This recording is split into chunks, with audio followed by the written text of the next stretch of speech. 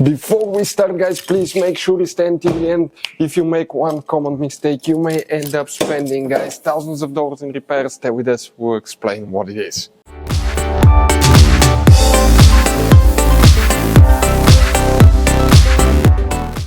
Hey guys, welcome back to Auto Repair, guys. Today will be super helpful video, guys, to any of you having a Mercedes C-Class. We're talking about the generation here from year 2008 to year 2015. If you have a problem, guys, where you need to find where your heater fuses are located. By the way, guys, make sure you stay until the end. There are some hidden fuses that 99% of the people do not know they exist, and that's what may be causing your problem. In addition, if you need to buy replacement parts, choose at a good price, quick shipping. We'll share the information in the description of the video below for your convenience. So let's start on it now. Before we start, let us tell you a little bit about us, guys. Every single car we get here at the garage, we try to make at least 200 to 300 free repair videos. We make mechanical repair videos, engines, transmissions, bodywork, electrical, engine, transmission codes, fuses. Why we guys do all that? Because our mission here at the garage is, guys, to save you as much money as we can. All we need in return, please subscribe to the channel, like the video. That way we can keep making these free videos. And guys, check out our YouTube channels. We have more than 17,000 free repair videos that can save you thousands of dollars in future repairs. So let's start on it now. For the heater, where you can expect to find the fuses. Some of them are easy to get to, some not so much. We'll talk about that. Guys, first, what we need to do, we need to open the hood. Now, if you want to see where all the hidden fuse boxes are located in that car, we'll have a video on our channel that's known as Fuse Box Location and Diagram Mercedes W204. Check it out.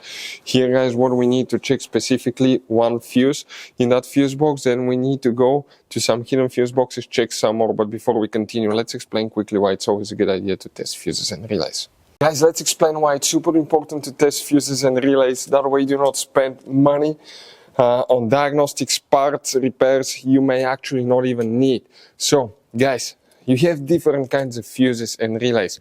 We're talking about the maxi fuses, standard fuses right here. You have, watch how many different kinds of relays as well. Now, these fuses, sometimes you can clearly see if a fuse is burnt or not by looking at the element. But sometimes it's really sneaky. They can burn here on the side. It's hard to see. Some fuses will not be visible as well. And we had people that will spend thousands of dollars in repairs, replacing modules, even engine computers, when all they had to do, they assumed they had a good fuse. They pulled it out, they saw it, and they assumed it was good. But guys, you can easily test these fuses, and on some of these, most of them, they have even the terminals on top that allows you to check them with a voltmeter and find out if it's good or bad. You see, that's a good fuse. If it's blown, okay, like this one here, it's blown, nothing. Check this thing out, no connection. One next to it, okay.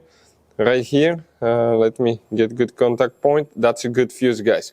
You can see you can test them. Now, relays are harder to test, but with the voltmeter, fuses are super easy to test. All we have to do is set it on that setting and practically your home resistance setting, and you can find, guys, okay, if it works or not. For instance, that one was the good fuse. You can see it's going to go down to 0 ohms resistance, or you can go ahead, remove it and test it the same way, guys. It should have 0 ohm resistance. Now, relays, guys, are a little bit more complicated, but it's doable.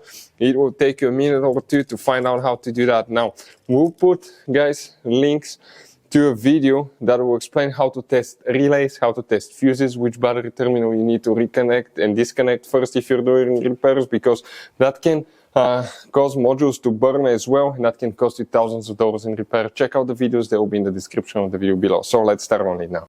The fuse, guys, that we need to check, actually that fuse, guys, okay, it's a little bit not so convenient, but if you come in that row of fuses, you see that's relay M. Right behind the relay, okay, right here, you're going to see the numbers next to the fuses, fuse number 12. That's the second fuse after the relay. That fuse, that's the one that you need to check. Check this one, guys. Then we need to go to the trunk. In the trunk, we have another one that we need to check, and then we'll go and find one hidden, okay, fuse box that we need to check as well, where it's located. Let's explain that thing now, guys. Here, okay, the fuse that we're talking about, it's known as fuse 43. We're talking about this 5M fuse right here. After that, you have a hidden fuse that most people do not know that it even exists. And we want to show you where you can expect to find it. Come here now. This fuse box, guys, if you see you see right here next to the car battery, this is the battery positive jump start terminal, right? That's also known as pre-fuse box, guys. This pre-fuse box has many different fuses inside of it. And now, okay, I want to show you guys this one. If you have up to 2010, you're going to have that fuse box. If you have after 2010, with the without the eco start stop is that fuse box, with the eco start stop is that one. Now we have different, guys, okay, different fuses that we'll need to check depending on which year you have.